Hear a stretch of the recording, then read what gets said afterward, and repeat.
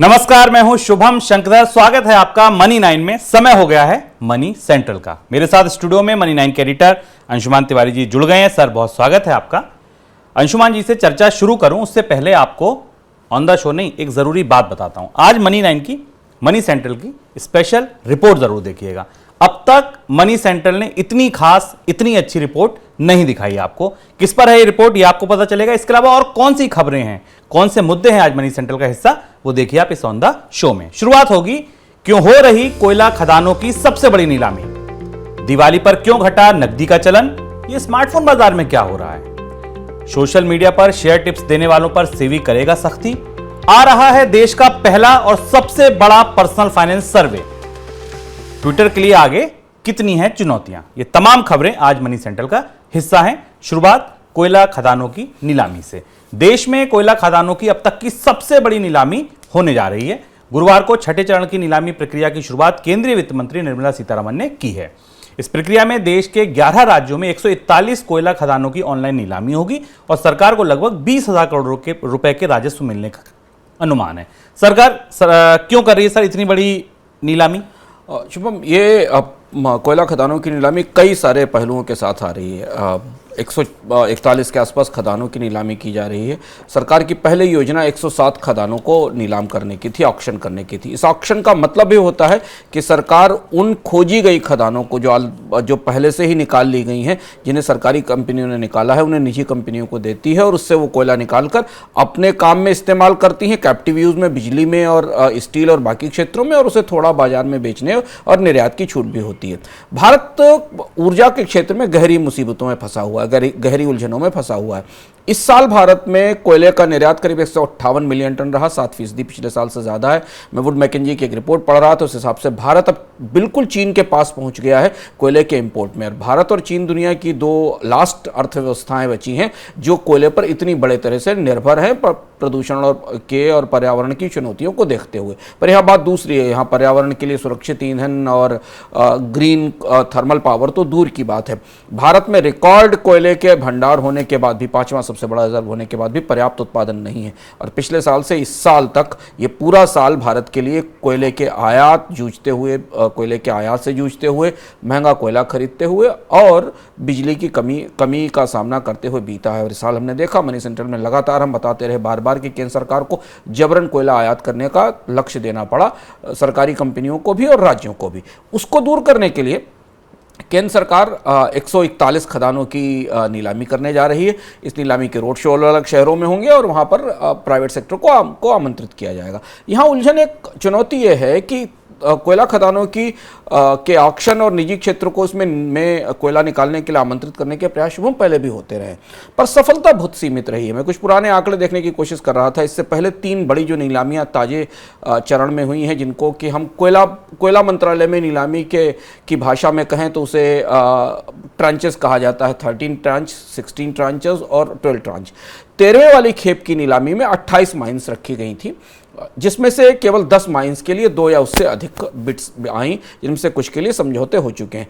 14वीं वाला जो चरण था उसमें 99 माइंस डाली गई थी, उसमें से केवल 5 माइंस के लिए लोगों ने बोली लगाई, यानी बाकी माइंस खाली चली गई, उन्हें कोई लेने नहीं आया। 12वीं वाली जो बोली थी, जिसमें कि बोलियां नहीं आई थी, उसका जो दूसरा चरण किया गया उसमें 11 माइंस ऑक्शन के लिए रखी गई थी, जिसमें 7 पर लोगों की बोलियां आई। इनके सारे तजुर्बों को देखते हुए 141 खदानों का चंक बहुत बड़ा है। अब ये देखना होगा कि इसमें से कितनी खदानों में निजी क्षेत्र रुचि लेता है। इसके लिए एक रेवेन्यू शेयरिंग फार्मूला होता है, उन्हें एक फीस देनी पड़ती है सरकार को, जिससे सरकार 20,000 करोड़ का राजस्व इस बार जुटाने की कोशिश कर रही है। इसके अलावा उन्हें अपने कोयले के बेचने में एक शेयर भी सरकार को देना पड़ता है। कोयला खदानों में निवेश बढ़ाने के लिए सरकार ने हाल फिलहाल में कई सारे नियम भी बदले हैं, विदेशी निवेश की भी इजाजत दी है। कोल के गैसिफिकेशन का इंसेंटिव भी बढ़ाया गया है, क्योंकि सरकार, भारत ने लक्ष्य रखा है कि वो कोयले से गैस बनाने की प्रक्रिया को भी आगे बढ़ाएगा। पर इस नीलामी पर अगली गर्मी का, यानी ये तो सर्दी आपके सामने है, इस नीलामी पर अगली गर्मी का दारोमदार है। यदि ये नीलामी सफल रही और इसमें से बड़ी संख्या में माइंस प्रोडक्शन में आ गई अगले 6 महीने साल से, तो शायद अगले साल आप भारत को कोयले पे आयात पर निर्भरता कम होते देख सकते हैं। नहीं तो अगले साल का जो आंकड़ा है वो पिछले साल से ज़्यादा होने वाला है। भारत के लिए कोयले के आयात का अगले साल का आंकड़ा लगभग 2023 में वुड मैकेंजी की रिपोर्ट कहती है कि भारत 163 मिलियन टन के आसपास कोयले का इंपोर्ट करेगा, वो भी घटते हुए विदेशी मुद्रा भंडार के साथ।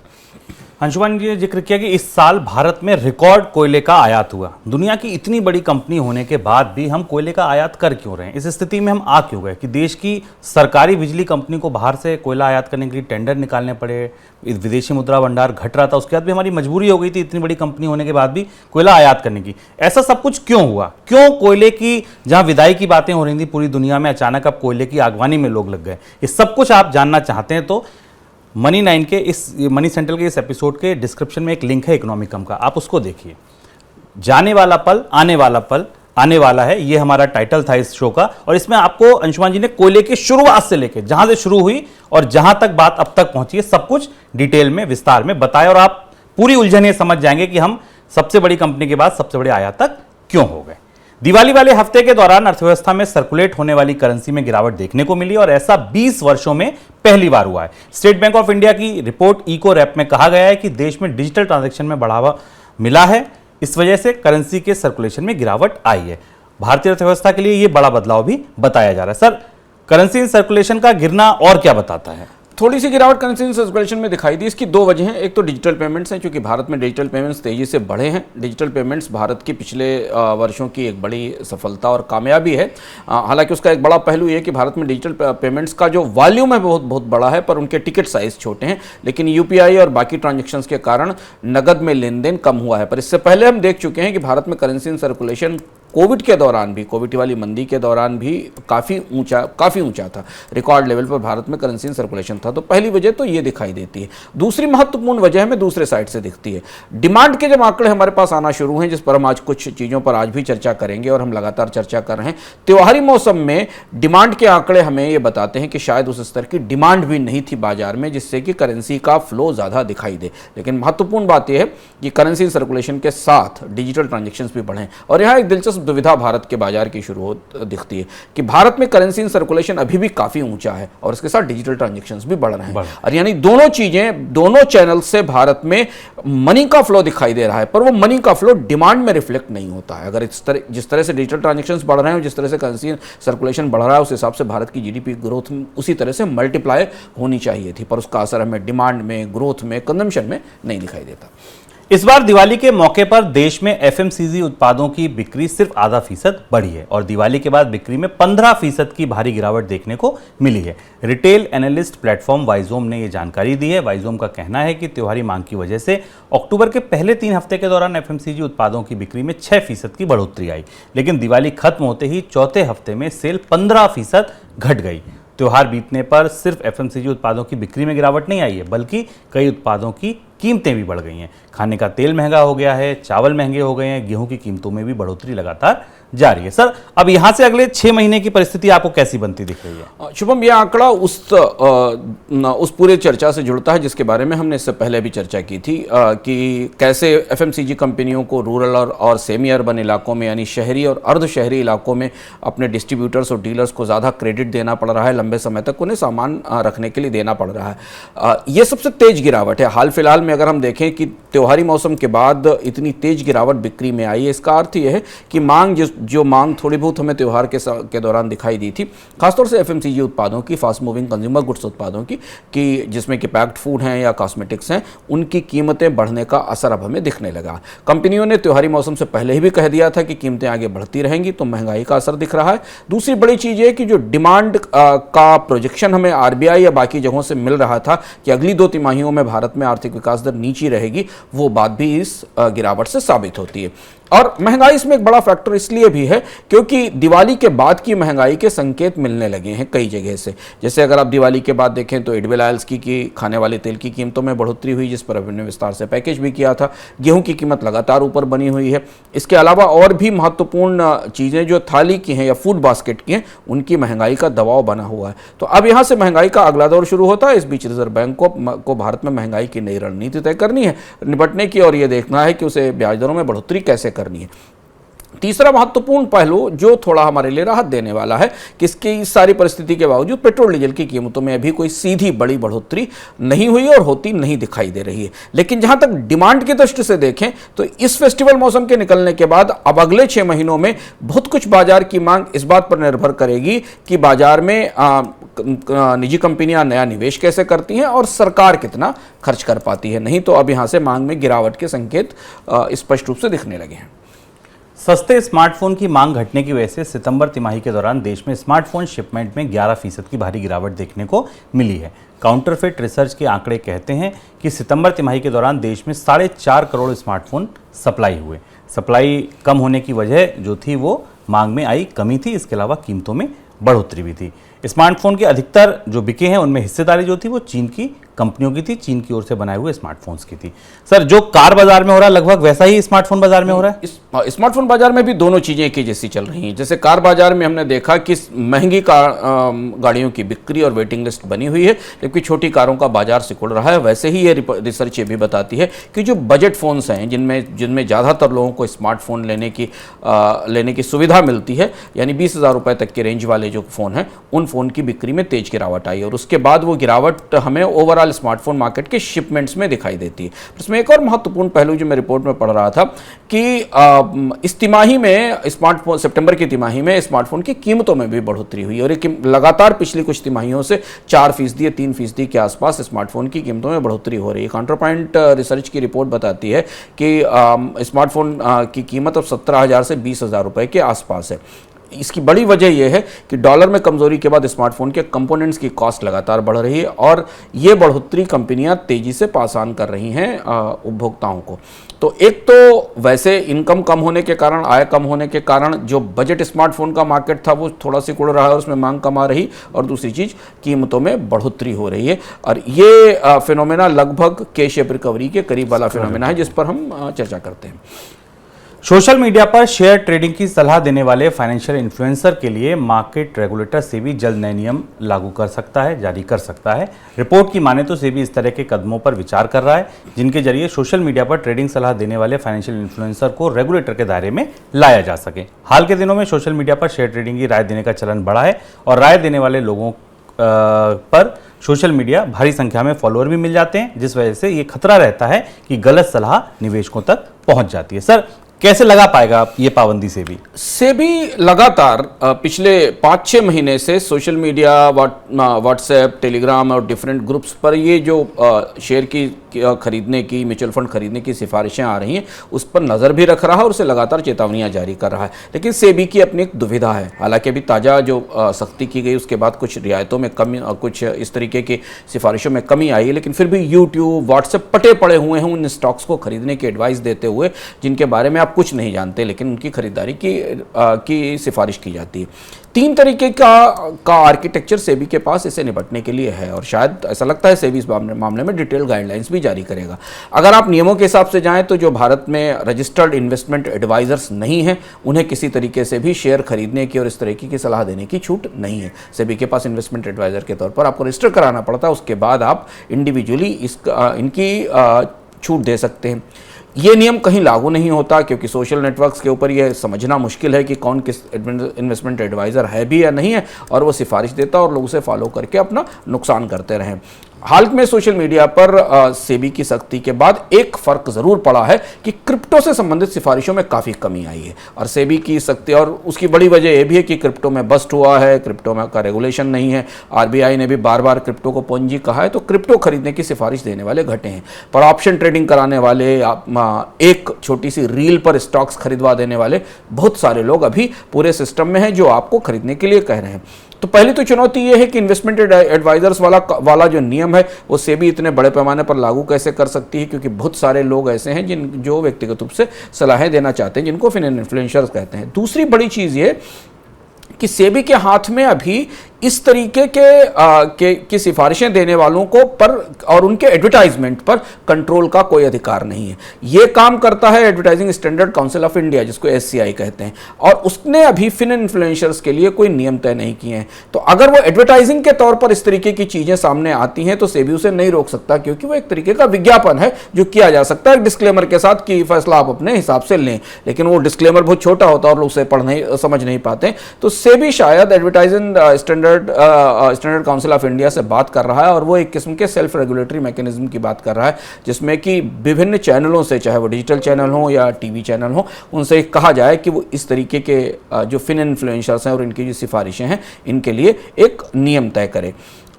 तीसरी और जो सबसे बड़ी चुनौती सेबी के पास सामने वो है शुभम, वो ये है कि वो डिफाइन तो करे कि फिन इन्फ्लुएंसर्स कौन है, कानूनी तौर पर उनकी परिस्थिति क्या है। और ये भी अभी क्लियर नहीं है कि जिन फाइनेंशियल इन्फ्लुएंसर्स की बात कही जाती है, जिनको कि आप शेयर खरीदने के रायचंद कह सकते हैं, वो हैं कौन, उनकी परिभाषा क्या है, वो क्यों ऐसा कर रहे हैं, उनके पीछे कौन सी जानकारी, रिसर्च है, इसका डेफिनेशन भी सही नहीं है। लेकिन हाल फिलहाल में ऑस्ट्रेलिया में काफ़ी सख्ती हुई। ऑस्ट्रेलिया के सिक्योरिटी एक्सचेंज कमीशन ने इम्प्रिजनमेंट मतलब जेल और फाइन भी लगा दिया है सोशल मीडिया इन्फ्लुएंसर्स पर जो बगैर किसी लाइसेंसिंग के आपको स्टॉक खरीदने की या म्यूचुअल फंड खरीदने की सिफारिश देते हैं। चाइना और सिंगापुर के रेगुलेटर्स भी सोशल मीडिया पर आने वाली सिफारिशों को, स्टॉक्स और म्यूचुअल फंड खरीदने की सिफारिशों को पर सख्ती करके उसे रोक रहे हैं। और हम भी बार बार आपसे कहते हैं कि शेयर बाजार की खरीदारी किसी राजन की सलाह पर या किसी व्हाट्सएप या टेलीग्राम चैनल पर आई सिफारिश पर बिल्कुल मत करिए। आप अपनी रिसर्च करिए और जानने की कोशिश करिए, तब निवेश करिए। टेलीकॉम कंपनी वोडाफोन आइडिया का घाटा कम होने का नाम नहीं ले रहा। गुरुवार को कंपनी की तरफ से जारी नतीजों में कहा गया कि सितंबर तिमाही में घाटा बढ़कर 7,595 करोड़ रुपए पहुंच गया है। पिछले साल सितंबर तिमाही के दौरान कंपनी को 7,296 करोड़ रुपए का घाटा हुआ था। कंपनी के ग्राहकों की संख्या भी लगातार घटती जा रही है। हालांकि सितंबर तिमाही के दौरान कंपनी का प्रति यूजर रेवेन्यू यानी आरपू में हल्का सुधार हुआ है। कंपनी का आरपू बढ़कर 131 रुपए पहुंच गया, जो जून तिमाही में 121 रुपए पर था। सर, वोडाफोन खड़ी क्यों नहीं हो पा रही? सब कुछ तो हो गया, सरकार ने इक्विटी डाल दी, इन्वेस्टमेंट आना था वो आ गया, फिर भी खड़ी क्यों नहीं हो पा रही है? दो चीजें वोडाफोन अभी डगमगा रही है। और अगर आप बाकी टेलीकॉम कंपनियों की रोशनी में देखें, जियो और एयरटेल की 5G योजनाओं के संदर्भ में देखें, तो वोडाफोन बिखरती दिखाई दे रही। बिखराव की दो बड़ी वजह, सबसे बड़ी वजह तो जैसे आपको शुभम ने बताई कि वोडाफोन के कस्टमर्स भाग रहे हैं, सब्सक्राइबर बेस तेजी से गिर रहा है। हालांकि आरपू में थोड़ी बढ़ोतरी हुई है, लेकिन जो सब्सक्राइबर बेस है वो जियो और एयरटेल की तरफ जा रहा है। दूसरी चीज है कि वोडाफोन की बैलेंस शीट बुरी तरह ध्वस्त है, टूटी है। 2.2 लाख करोड़ का डेट है बैलेंस शीट में। ये स्थिति तब है जबकि सरकार ने जो स्पेक्ट्रम पेमेंट थे उनको डिफर कर दिया था 1.37 लाख करोड़ रुपए के, उसके बदले इक्विटी भी सरकार ले रही है। इसके बाद भी वोडाफोन लगातार घाटे में है और उसकी जो ग्रॉस रेवेन्यू लायबिलिटी है वो 68,000 करोड़ के आसपास है। कंपनी 20,000 करोड़ रुपए का डेट जुटाने की कोशिश पिछले कई महीनों से कर रही है, पर बाजार से उसे कर्ज नहीं मिल रहा है। और यही वजह है कि जब बाकी दोनों बड़े ऑपरेटर जियो और एयरटेल 5G की योजनाएं जारी कर चुके हैं और लाने का कार्यक्रम बता चुके हैं, तो ऐसा बाजार में चर्चा है। इंडस्ट्री के सूत्रों का कहना है कि वोडाफोन अभी अपने वेंडर को, इक्विपमेंट को, सप्लायर को, नेटवर्क को प्रॉपरली प्लान नहीं कर पाई है, क्योंकि उन संसाधनों की कमी है। और अब ये जो लड़ाई है ये 5G स्पेस में सिमट जाएगी आने वाले समय में जाकर, जहां पर सबसे ज़्यादा रेवेन्यू वाले कस्टमर्स मौजूद होंगे, और वहां उसकी तैयारी वोडाफोन को ज़्यादा तेजी से करनी होगी। तो इसलिए आने वाले 6-8 महीने इस कंपनी के लिए काफ़ी क्रूशियल होने वाले हैं। और अगर बड़ा स्पेस 5G मार्केट का जियो और एयरटेल ने मिलकर बांट लिया, तो फिर वोडाफोन के पास उस क्रीम बाजार में घुसने के लिए उस बाजार का हिस्सा लेने में मुश्किल होगी। और अब दिल थाम कर बैठ जाइए। क्यों? क्योंकि मनी 9 लेकर आ रहा है आपके लिए देश का पहला और सबसे बड़ा पर्सनल फाइनेंस सर्वे। क्या कुछ बताएगा ये सर्वे? पहले देखिए आप मनी 9 की स्पेशल रिपोर्ट। भारत में कितना कमाते हैं आम परिवार, कितनी है उनकी बचत, कैसा है उनका जीवन स्तर, कोविड ने जिंदगी पर डाला कितना असर, पहली बार मिलेंगे इन सवालों के ठोस उत्तर। मनी 9 लेकर आ रहा है देश का सबसे बड़ा स्वतंत्र पर्सनल फाइनेंस सर्वे। मई से सितंबर के बीच हुआ सर्वे। मनी 9 के लिए सर्वे किया है अंतर्राष्ट्रीय एजेंसी RTI इंटरनेशनल ने। सर्वे में शामिल हैं 100 से ज्यादा जिलों के 31,510 परिवार, 1150 गांव और शहरी वार्ड, 10 अलग अलग भाषाएं। सर्वे में घर घर जाकर GPS इनेबल डिवाइस से आंकड़ों का संग्रह किया गया। हर परिवार से पूछे गए 40 मिनट तक 250 से ज्यादा सवाल। इस सर्वे से भारत को पहली बार पता चलेगा कि परिवारों की वित्तीय सुरक्षा का स्तर क्या है। सर्वे को देखने के लिए डाउनलोड करें मनी 9 का ऐप। साथ ही TV 9 नेटवर्क पर देखिए सर्वे के नतीजों का खास प्रसारण और विस्तृत चर्चा। कितना बड़ा ये सर्वे है, कैसे ये सर्वे किया गया है, कब ये सर्वे किया गया है, ये सब तो आपने इस स्पेशल रिपोर्ट में जान लिया। लेकिन सर, हर व्यक्ति के लिए सर्वे देखना जरूरी क्यों? हर परिवार को कल 2 बजे TV 9 भारतवर्ष देखना जरूरी क्यों है, ये आप बताइए। ये सर्वे मनी 9 की तरफ से भारत के एक बहुत बड़े क्रिटिकल डेटा पार्ट के को फिल करने की छोटी सी कोशिश है। ये सर्वे पहली बार आपको हमने ये जानने की कोशिश की कि भारत में लोगों की कमाई कितनी है। कमाई के जो भी आंकड़े हमारे पास आते हैं वो इस तरह से नहीं आते जिससे हमें पता चल सके कि उनकी कमाई के अनुपात में उनकी बचत कितनी है, उनका निवेश कितना है, वो कैसा जीवन स्तर जीते हैं। हर व्यक्ति के लिए सर्वे समझना इसलिए ज़रूरी है ताकि आप ये समझ सकें कि भारत में आप फाइनेंशियल सिक्योरिटी की या वित्तीय सुरक्षा के किस पायदान पर खड़े हैं। आप कितनी वित्तीय सुरक्षा आपके पास है, किस राज्य में आप रहते हैं तो आप ज़्यादा वित्तीय तौर पर सुरक्षित हैं, किस राज्य के लोगों की जिंदगी वित्तीय आधार पर रखी है। अभी हम भारत की पूरी बहसों को फाइनेंशियल सिक्योरिटी तक भी नहीं पहुंचा पाए हैं, फाइनेंशियल फ्रीडम इसके आगे की बात है। हमने इसमें विस्तार से जानने की कोशिश की। काफ़ी बड़ा डेटा सेट है जिसे हम बार बार आपके पास लेकर अलग अलग तरह से आते रहेंगे और हम आपको बताते रहेंगे कि भारत के लोग सोने में कितना निवेश करते हैं, प्रॉपर्टी में कितना पैसा लगाते हैं, इंश्योरेंस में कितना निवेश है, स्टॉक मार्केट पर होने वाली सारी चर्चाओं की वास्तविकता क्या है, कितने लोग स्टॉक मार्केट में पैसा लगाते हैं। भारत में इस आकार के सर्वे, इतने बड़े सर्वे आमतौर पर नहीं होते हैं। मनी 9 की कोशिश है कि वो आपको वो बता सके, वो पल्स ला सके, वो धड़कन आपको बता सके कि भारत के लोगों की जेब में क्या है और वो कैसे अपने वित्तीय व्यवहार को संचालित करते हैं। बने रहिए हमारे साथ, रोज हमारे पास कुछ नया होगा आपको बताने के लिए जो आपको अभी तक कभी पता नहीं चला होगा। तो कल दोपहर 2 बजे TV 9 भारतवर्ष देखना ना भूलिए, मनी 9 का मोबाइल ऐप डाउनलोड करना ना भूलिए। जरूर डाउनलोड कर लीजिए क्योंकि इस पर आपको सर्वे से जुड़ी छोटी छोटी बारीक बारीक जानकारी भी विस्तार से समझाई जाएगी। कमाई, खर्च, खपत, बचत, निवेश, कर्ज, कोविड, जो कुछ भी आप अपनी जेब से, जिंदगी से जुड़ा जानना चाहते हैं, इन 250 सवालों में वो सब कुछ पूछा गया है। 40 मिनट इसीलिए दिए गए क्योंकि गहराई से चीजों को जाना जा सके, समझा जा सके। एक एक बारीक चीज आपको पता चलेगी। मनी 9 के साथ बने रहिए और इस सर्वे से जुड़ा हर अपडेट बहुत गौर से देखिए, सुनिए, गुनिए।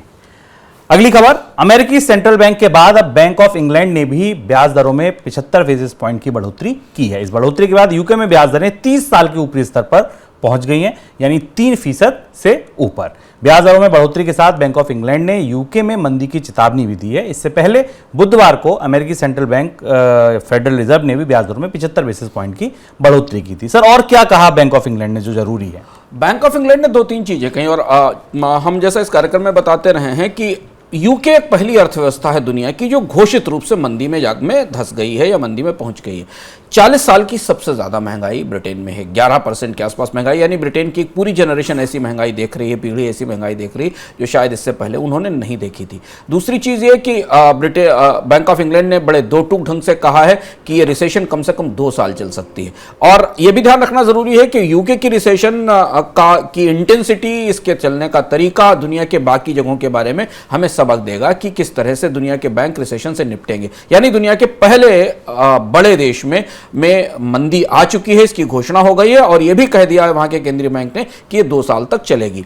ब्याज दरों में आने वाले समय में कैसे बढ़ोतरी होगी ये बाद में पता चलेगा, लेकिन फिलहाल महंगाई को देखते हुए बैंक ऑफ इंग्लैंड धीमे धीमे ब्याज दरों में बढ़ोतरी जारी रखेगा। पर मंदी आने का ऐलान ब्रिटेन में हो गया है। इसके बाद नए प्रधानमंत्री ऋषि सुनक की मुसीबतें कई गुना ज्यादा बढ़ने वाली हैं, क्योंकि अब उन्हें एक ऐसी अर्थव्यवस्था को चलाना है जहां वहां का केंद्रीय बैंक घोषित रूप से मंदी की घोषणा कर चुका है।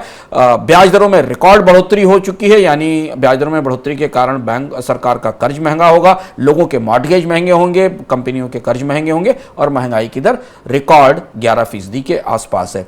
ब्रिटेन कोविड के बाद पहला ऐसा केस होगा या पहला ऐसा देश होगा जिस पर पूरी दुनिया के विशेषज्ञों की निगाहें रहेंगी। ब्रिटेन इस मंदी से कैसे कब तक उबरता है, उस मॉडल को दुनिया के कई सारे देश करीब से देखेंगे। लेकिन अब यूके आधिकारिक रूप से, यूके की अर्थव्यवस्था आधिकारिक रूप से मंदी की तरफ बढ़ गई है और ये 2008 की फाइनेंशियल क्राइसिस के बाद सबसे बड़ी मंदी होने वाली है, सबसे बड़ी चुनौती ब्रिटेन के लिए होने वाली है।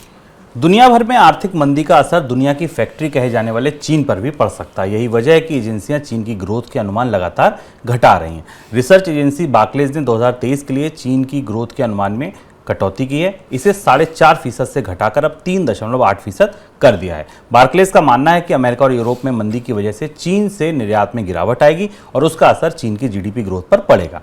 एजेंसी ने 2023 के दौरान चीन से एक्सपोर्ट ग्रोथ के अनुमान को 5% से घटाकर 3% कर दिया है। सर, चीन की ग्रोथ के अनुमान लगातार क्यों घटते जा रहे हैं? चीन की ग्रोथ के अनुमान में गिरावट के तीन महत्वपूर्ण कारण हमें दिखते हैं। सबसे महत्वपूर्ण कारण और पहला कारण यह है कि पूरी दुनिया की अर्थव्यवस्थाओं में मांग कम हो रही है। स्टैगफ्लेशन या रिसेशन का खतरा है। कुछ अर्थव्यवस्थाओं में स्टैगफ्लेशन होगा, कुछ अर्थव्यवस्थाओं में रिसेशन होगा। और चीन चूंकि दुनिया का सबसे बड़ा सप्लायर है, दुनिया की फैक्ट्री है, इसलिए निर्यात या एक्सपोर्ट या ट्रेड चीन की अर्थव्यवस्था का आधार है, जो बेस अब श्रिंक कर रहा है और धीमे धीमे मांग घटने का असर हमें चीन में दिख रहा है, जैसा कि आपको शुभम ने इस खबर को विस्तार से बताया। जो इस बार चीन के अनुमान की कटौती की प्रमुख वजह, यानी चीन के जीडीपी में कटौती के आंकड़े तो पहले से ही आ चुके हैं, अनुमान घट चुके हैं।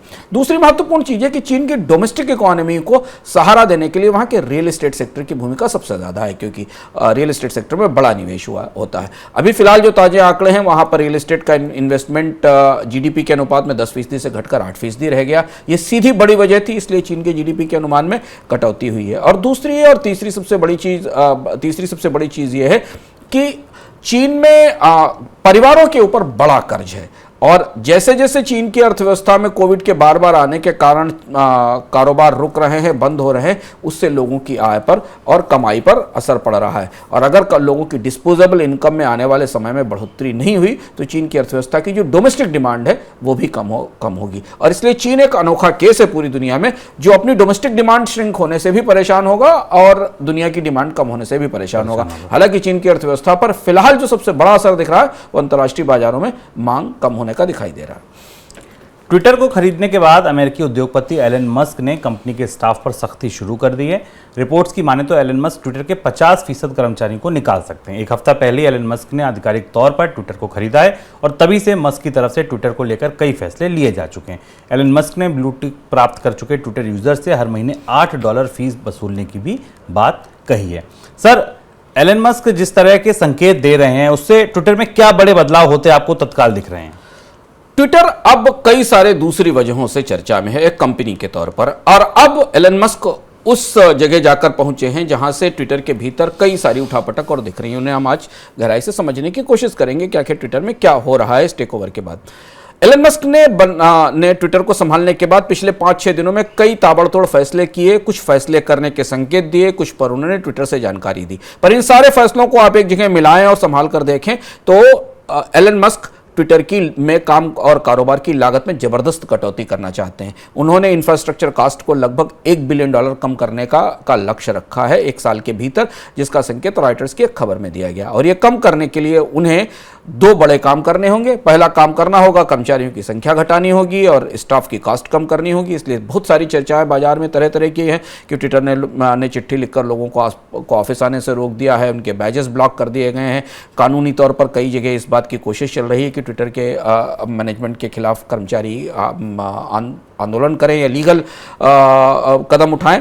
और तीसरी चीज, बड़ी चीज ये कि ट्विटर से रेवेन्यू जुटाने के नए रास्ते ढूंढने होंगे। और इसलिए जैसा कि आपको शुभम ने बताया कि वेरीफाइड अकाउंट्स के लिए $8 की फीस लगाना, एल्गो सपोर्ट देना, स्पेशल कॉर्पोरेट्स के लिए स्पेशल सर्विसेज लॉन्च करना, वीडियो स्ट्रीमिंग पर पेवाल लगा देना, ये सब नए सारे प्रयोग हैं जो एलन मस्क ट्विटर के साथ कर रहे हैं, पर वो बहुत जल्दबाजी में और बहुत तेजी से कर रहे हैं। और ये इस तेजी के पीछे कई सारी इनहेरेंट वजहें हैं जो ट्विटर के टेक ओवर के बाद अब निकलकर सामने आती हैं। सर, बेचैनी क्यों है इतनी? ठीक है, जो भी कुछ करना है आप करिए, आप बोर्ड में हैं, इंडिपेंडेंट डायरेक्टर हैं, कुछ भी कर सकते हैं आप, लेकिन इतनी बेचैनी, इतनी हड़बड़ी क्यों है?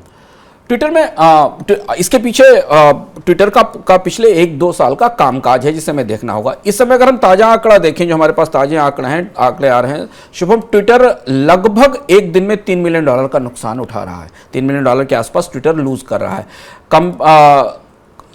मौजूदा परिस्थिति में सबसे बड़ी बेचैनी मस्क की यह है कि जिन इन्वेस्टर्स से वो अपनी इस बड़ी डील को फाइनेंस कराना चाह रहे हैं, उन्हें यह दिखाना पड़ेगा कि ट्विटर में फायदा कैसे आएगा, ये कंपनी प्रॉफिट में कैसे आएगी। करीब करीब $1.5 से $3 मिलियन पर डे की सेविंग उन्हें इंश्योर करनी होगी कंपनी के खर्च की, और इसीलिए यह बात चल रही है कि 25% या 50% नौकरियां कट कर दी जाएंगी। दूसरी महत्वपूर्ण चीज ये कि जब ट्विटर को मस्क ने खरीदा था उस समय भी ट्विटर घाटे में चला गया था, और ऐसा बहुत सारे लोग मानते हैं कि अगर ट्विटर की आर्थिक स्थिति में इतनी गिरावट नहीं आई होती तो शायद ये डील, जो मस्क के लिए तो महंगी थी पर बाजार के हिसाब से सस्ती थी, इस कीमत पर दुनिया का सबसे बड़ा माइक्रो ब्लॉगिंग प्लेटफॉर्म या दुनिया का सबसे बड़ा सोशल मीडिया प्लेटफॉर्म में एक उन्हें नहीं मिलता। तीसरी और महत्वपूर्ण बात यह कि मस्क करीब $13 बिलियन का डेट ट्विटर के अकाउंट पर लेकर आएंगे, कर्ज, क्योंकि अब जो इस कंपनी को टेक ओवर करने के लिए वो पैसा खर्च करेंगे वो करीब करीब 13 से 14 बिलियन डॉलर का कर्ज ट्विटर के खाते में और आएगा, और उसे पूरा करने के लिए मस्क को अपने पूरे फिनांसेस को ठीक ढंग से संतुलित करना होगा। यह माना जा रहा है कि कंपनी का इंटरेस्ट पेमेंट, ट्विटर का इंटरेस्ट पेमेंट इस ताजे कर्ज के बाद $1 अरब के आसपास, सालाना के आसपास पहुंच जाएगा, जो ट्विटर के कामकाज को प्रभावित करेगा। तो अब इसके बाद मस्क की देनदारी, मस्क की जिम्मेदारी उन निवेशकों के प्रति है जिनसे वो पैसा लेने जा रहे हैं। वो बैंकर्स हैं, उसमें गल्फ के कुछ सॉवरेन वेल्थ फंड भी हैं जिनका निवेश भी है। उन्हें दिखाने के लिए ट्विटर के कामकाज में मस्क को बड़े बदलाव करने पड़ेंगे, खर्च काटने पड़ेंगे और नई ऐसी चीजें इंट्रोड्यूस करनी पड़ेंगी जो महंगी होंगी और जिनका पैसा लोगों से लिया जाएगा। ट्विटर एक फ्री प्लेटफॉर्म था और इसलिए इसकी रीच इतनी बड़ी थी। जैसे जैसे इसमें पेड सर्विस आती चली जाएंगी, ट्विटर के लिए कस्टमर्स को जोड़ पाना या बनाए रख पाना मुश्किल होगा। और लास्टली, अभी तक मस्क के आने से पहले ट्विटर का पूरा बिजनेस मॉडल एड रेवेन्यू पर बेस था। मैक्सिमम रेवेन्यू विज्ञापन से आता था, लेकिन एक तो अंतर्राष्ट्रीय बाजार में मंदी के कारण, डिमांड कम होने के कारण, और दूसरा जिस दिन से मस्क ने ट्विटर के लिए बिडिंग शुरू की, ट्विटर पर एडवर्टाइजिंग भी कम होती चली गई, यानी ट्विटर को एडवर्टाइजिंग से मिलने वाला रेवेन्यू भी कम होता चला गया। ट्विटर के फिनांसेस बुरी तरह खराब हैं और इसलिए मस्क इतने बेचैन हैं कि वो कई सारे ऐसे फैसले ले रहे हैं जिनको लेकर अब बड़ी बहस शुरू हो चुकी कि क्या ट्विटर इसके बाद लड़खड़ा तो नहीं जाएगा। Sir, as a brand Twitter के लिए अब आगे कितनी चुनौतियां हैं? जैसे आज लगातार चर्चाएं थी शुभम की ट्विटर में जितनी तेजी से इंफ्रास्ट्रक्चर कॉस्ट कम की जा रही है, कर्मचारियों को हटाया जा रहा है, इसके बाद ट्विटर में आउटेज का रिस्क आ सकता है, ट्विटर के इंफ्रास्ट्रक्चर के मैनेजमेंट की चुनौतियां आ सकती हैं। हालांकि ट्रंप ने टेस्ला के इंजीनियरों के साथ ट्विटर में टेस्ला के इंजीनियर्स लेकर आए हैं, लेकिन कर्मचारियों में कटौती के बाद संख्या में कटौती जो तो होती दिखाई दे रही है। अगर 25 से 30% स्टाफ भी कट किया जाता है तो ट्विटर के ऑपरेशंस कैसे चल पाएंगे? क्या ट्विटर में टेक्निकल चैलेंज तो नहीं आएंगे? ये चीजें मस्क को इंश्योर करनी होंगी, एक चीज। और दूसरी चीज है कि मस्क ने अपना आइडिया स्पष्ट कर दिया है कि वो इसे फ्री नहीं रखना चाहते, इसे वो किसी न किसी लेवल पर पेवाल्स के पीछे ले जाना चाहते हैं। भले ही पूरी सर्विस ना हो, इसका कुछ हिस्सा मुफ्त मिले और बाकी हिस्सा पेड हो, पर इसे वो मुफ्त नहीं रखना चाहते। इसके बाद ट्विटर का पूरा रेवेन्यू मॉडल बदल जाएगा, ट्विटर का पूरा कारोबार का तरीका बदलेगा और मस्क इस कारोबार के बदले हुए तरीके के आधार पर अपने निवेशकों को, जिनको वो प्रॉफिट की गारंटी देंगे या भविष्य में इस कंपनी को दोबारा जब लिस्ट कराएंगे, क्योंकि ये पब्लिक कंपनी से प्राइवेट कंपनी हुई है, तो उसे वो इंश्योर कर पाएंगे, ये देखने वाली बात होगी। तो अब ट्विटर बहसों का जो केंद्र था उससे निकलकर खुद बहस में आ गया है, और वो बहस ये है कि क्या ट्विटर के फिनांसेस रिकवर कर पाएंगे जिस वजह से मस्क ने इसको टेक ओवर किया था। सर, ट्विटर तो अभी 4 दिन की बात है, एलन मस्क को तो लोग टेस्ला से जानते थे, वहां कितनी क्या चुनौतियां आ सकती हैं? टेस्ला धीमे धीमे ट्विटर के असर को पचा रही है। टेस्ला के स्टॉक्स में हमने ट्विटर की डील के बाद लगातार गिरावट देखी। टेस्ला और ट्विटर मस्क के 2 ध्रुव हो चुके हैं, और ऐसा बहुत सारे विशेषज्ञ मान रहे हैं। टेस्ला का एक बड़ा चाइना कनेक्शन भी है, क्योंकि टेस्ला का बड़ा निवेश चाइना में है और चीन से आने वाली कार भी बनती है, टेस्ला की कार भी वहां से आती। हाल के कुछ बयानों को लेकर मस्क अमेरिका में विवादित रहे थे, जिसमें उन्होंने चीन और ताइवान के रिश्तों में चीन का समर्थन किया था। ट्विटर पर का जिस तरीके का डेमोक्रेटिक प्लेटफॉर्म है उसे चाइना में मंजूरी नहीं मिली है। चीन के से और अमेरिका के रिश्ते उलझे हुए हैं। टेस्ला में जो बड़ी चिंता इस बात की है कि अभी हाल में भी टेस्ला की फैक्ट्रीज को लेकर वाशिंगटन पोस्ट ने खबर छापी कि उसमें सिक्योरिटी इश्यूज थे। ज़्यादा बड़ी चुनौती टेस्ला के निवेशकों के लिए है कि कहीं इस ट्विटर के फेर में टेस्ला बुरी स्थिति में ना पहुंच जाए और दुनिया के रेगुलेटर्स और खासतौर से अमेरिकी रेगुलेटर्स टेस्ला के चीन कनेक्शन को लेकर ट्विटर पर कोई सख्त कार्यवाही, सिक्योरिटी की कार्यवाही ना करें। हालांकि अभी ऐसा कोई संकेत नहीं दिया गया है और इसलिए टेस्ला अब धीमे धीमे इस असर से प्रभावित होती दिखाई देगी। टेस्ला का स्टॉक इस असर से प्रभावित होता दिखाई देगा जो ट्विटर के भीतर हो रहा है या ट्विटर को बनाए रखने में जो मस्क को बड़ा निवेश करना पड़ेगा। तो इसलिए ट्विटर के साथ ट्विटर का स्टॉक तो अब ट्रेडिंग से बाहर है। मस्क के कामकाज का आईना अगर आप शेयर बाजार के दौर से देखें तो अब टेस्ला का स्टॉक ही होगा। तो जो भी ट्विटर के भीतर होगा स्टॉक मार्केट की दृष्टि से उसका रिफ्लेक्शन या उसका प्रतिबिंब हमें टेस्ला के स्टॉक में दिखाई देगा। तो ये था हमारा आज का मनी सेंट्रल। सबसे जरूरी जानकारी एक बार फिर मनी 9 लेकर आ रहा है देश का सबसे बड़ा पहला स्वतंत्र पर्सनल फाइनेंस सर्वे। कल दोपहर 2 बजे TV9 भारतवर्ष पर आप इसका पहला प्रसारण देखेंगे और इसके बाद मनी 9 ऐप पर इस सर्वे से जुड़ी हर छोटी बड़ी जानकारी कई माध्यमों से, शॉर्ट वीडियोस ऐप पर आपको तमाम तरीके के प्रोग्राम, चर्चाएं मिलेंगी जिससे आप इस सर्वे को बहुत आसानी से, बारीकी से समझ सकते हैं। मनी 9 का ऐप डाउनलोड कर लीजिए और कल 2 बजे तक का इंतजार कीजिए। फिर मिलूंगा आपसे सोमवार को शाम 7 बजे मनी सेंट्रल लेके। उससे पहले आऊंगा इकोनॉमिकम लेके 11:15 बजे रविवार को। सर वहां इस बार क्या खास होगा? इस बार का इकोनॉमिकम में हम आपके लिए आमतौर पर जिस तरीके की चर्चाएं लेकर आते हैं, इस बार जो सबसे बड़ी दुविधा लोगों के दिमाग में है कि मंदी आती क्यों नहीं है, मंदी आ क्यों नहीं रही और मंदी आने में देरी किस तरफ इशारा कर रही है। क्या ऐसे कारक हैं कि इतनी बार ब्याज दरों में बढ़ोतरी के बाद भी महंगाई कम क्यों नहीं हो रही? क्या दुनिया की अर्थव्यवस्थाओं में कुछ ऐसा हो रहा है जो पुरानी रवायत से, पुरानी प्रिंट से, पुरानी स्क्रिप्ट से या पुरानी प्लेबुक से बिल्कुल अलग है? और वो क्या हो रहा है?